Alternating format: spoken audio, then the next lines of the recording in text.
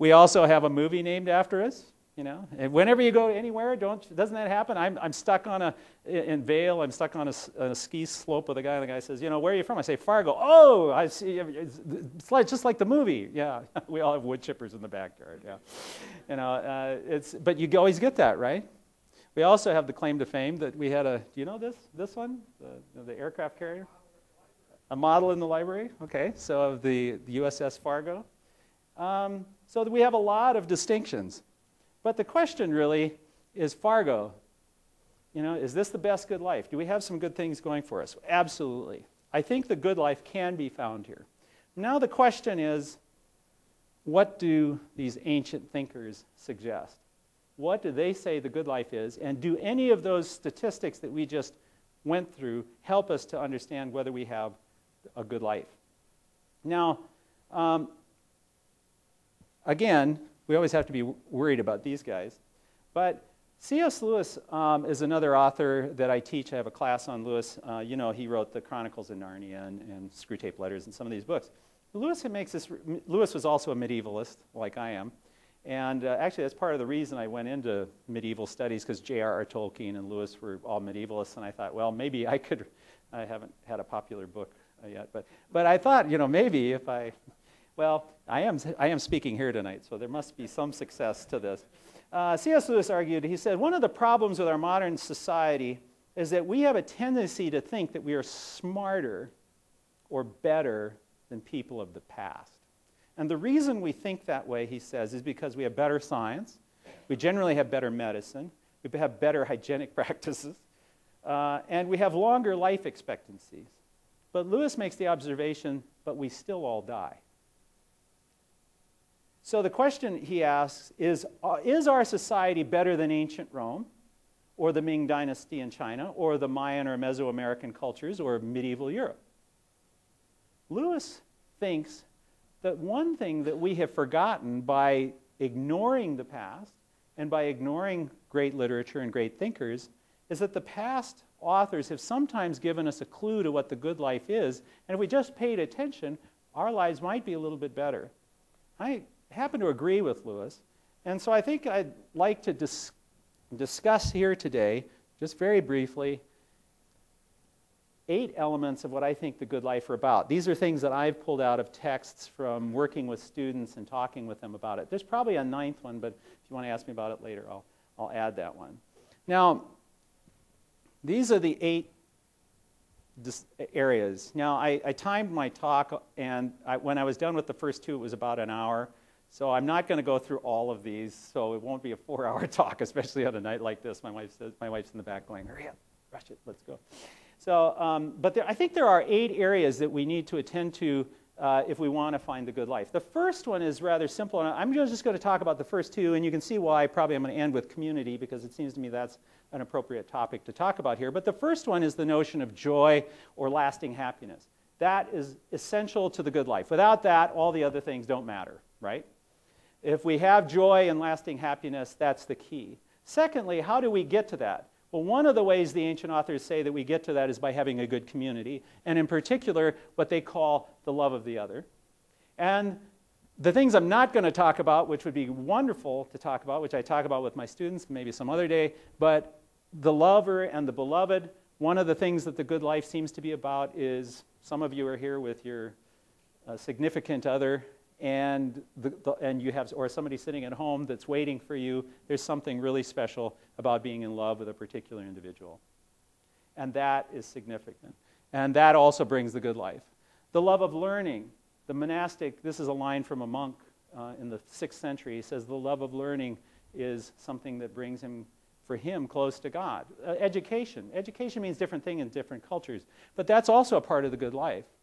I'm really struck by the fact I was, in my Luther class, we read about Dietrich Bonhoeffer, who was a Lutheran pastor who was killed by Adolf Hitler.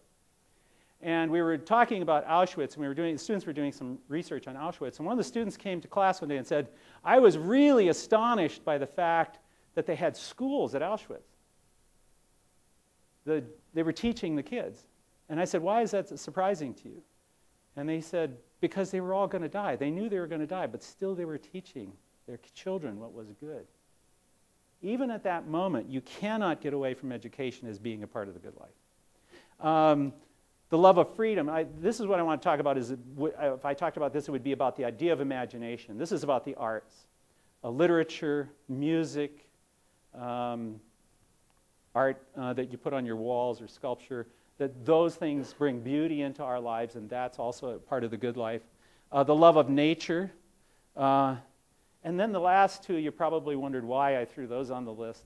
But it seems that all the ancient authors say, since suffering is inevitable, you will have to figure out how to find the good life in suffering. And there is a way of doing it, but it's usually tied to some of the other elements above. The lover and the beloved, having somebody with you when you suffer, or when you come to that moment of death, and you wonder, why is my life worth anything? Well, these are the 8 areas that I would talk about, but I just want to talk about the first 2. And so let's begin with joy, the notion of lasting happiness. C.S. Lewis, in his autobiography, Surprised by Joy, and notice the title, Surprised by Joy, develops an idea throughout his text which is basically borrowed from Aristotle and Augustine and many other authors. But I'm going to use Lewis as an example because he has a really good illustration at the end of his book. Now, like Aristotle, Lewis believed that we always make decisions based on what is good for us, or at least what we think is good. And he realized that when he got towards the end of his life, the book was written in 1955, right before he meets Joy Davidman, a woman that he would marry. He dies in 1963, the same day that J.F. Kennedy and Aldous Huxley died. Most people didn't even know Lewis had died because Kennedy had been assassinated the same day. But when Lewis comes towards the end of his life, Lewis is thinking about the fact that he always is seeking happiness, that he wants to have joy, but for some reason, when he's pursuing it, he seems not to wind up with it. And he wonders about that. He says, how is it that I can get to that? So he uses this illustration. He says, it's as if I'm in a dark wood wandering, as he quotes Dante.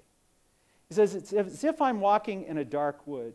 And as I'm going through the dark wood, I'm wondering, how can I find my way through this wood? The wood represents despair, discouragement, difficulties of life. And he says, all I want to do is be happy. He says, every now and then I come upon a shiny rock, and I like that, and I think that's good. And a pretty leaf, or a brook, and I'll chase a little squirrel here and there. But it's not really ultimate happiness. How do I find it? And Lewis says, as he's wandering, he says, one day he comes upon a sign in the forest. And the sign says home. And for the first time, Lewis says, he realizes that there's a destination. He didn't know that there was a destination before, but now there's a destination for this thing called joy that he wants. But Lewis says, I do a really strange thing. He says, I'm so happy to see that sign that I decide to hug it. And I hang on to that sign into the forest.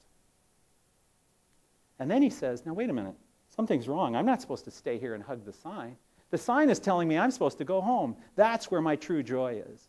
Now, what's interesting about that is that Lewis is really saying that if you want to find joy, too many times we think we find joy in simple things in life, like trees that point us a particular direction, but we never go to the place where real lasting joy or the good life is.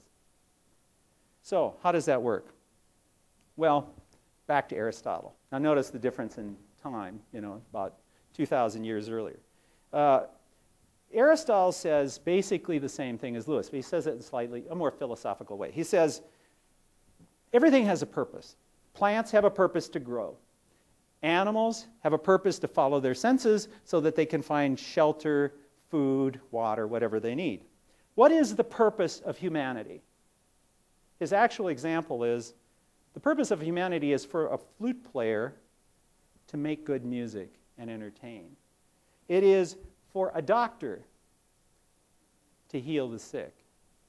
Everyone has a craft, says Aristotle, and that craft gives purpose and meaning to their life. The only people who don't think they have a craft are fools and people who are insane. And they have something, but they just don't know it. They don't have the mental capabilities of understanding it. Aristotle observed that whenever we make decisions in our life, we seek the good and we want what's best for us. Now, there's two types of good, says Aristotle.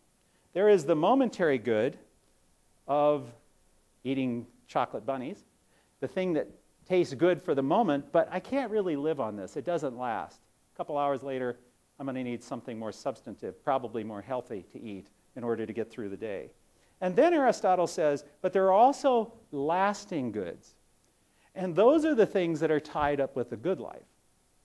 Now, Aristotle says, now he wonders, he says, if there is a purpose for every individual, is there a purpose for life in general? Can we call a thing the craft of life? What is the good life, says Aristotle?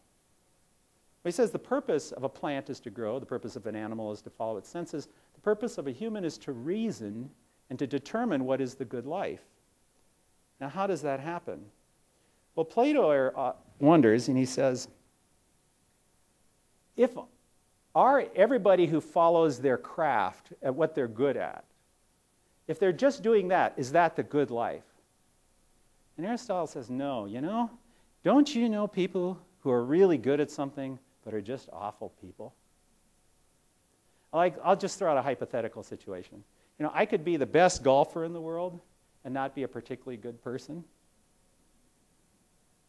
I don't mean to draw any judgments about anybody because I have a feeling I'm not any better than anybody else. Certainly not as successful or powerful or as wealthy. Now, the real problem for Aristotle, then, he says, is basically momentary happinesses are pleasures. We can control them. But lasting happiness is something that seems to be out of our control. So how do we gain it? Well, we can't gain it by eating too many bunnies. So we have to find it in a different way. So let me give you an example. If my wife and I, who's in the back, let's say we have an argument. And I'm really mad, and she's really mad, and I'm right, of course, and she's wrong, and she's in the other room, and I'm in the kitchen, and I'm steaming about this, and I want to be happy, right? That's what I want to do, and I'm not happy because she's just being completely unreasonable. So I think, how can I be happy? Well, I happen to be a Guinness lover, so I go to the refrigerator, I pull out a Guinness, and I have a Guinness, and I start feeling a little better. And then after a while, I feel a lot better, and I'm just enjoying myself. And then the next morning, I wake up and I don't feel any better. I got this headache, and my wife I'm actually on the couch, and she's still upset with me, and I've got a problem, right? Now, Aristotle says, what just happened to Roy? Roy pursued the momentary happiness. A beer made me feel better. I pursued many momentary happinesses, but they didn't help me. What I should have done is pursued the long-lasting happiness. Now remember, go back to C.S. Lewis for a minute. Where did the sign point? It pointed home. Now, what is my home? It's my wife. Had I sought lasting happiness, I would have reconciled with her, rather than seeking the momentary happiness of running off and doing something else. So Aristotle says we have to keep relationships in focus. And when we do that, we can be pretty happy folk.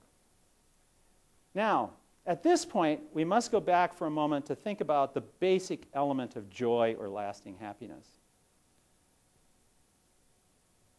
I want you for a minute to, in your minds, ask yourself the question, or remember a moment that was your happiest time of your life. Or think of a really, really happy moment of your life. Can you do that for me?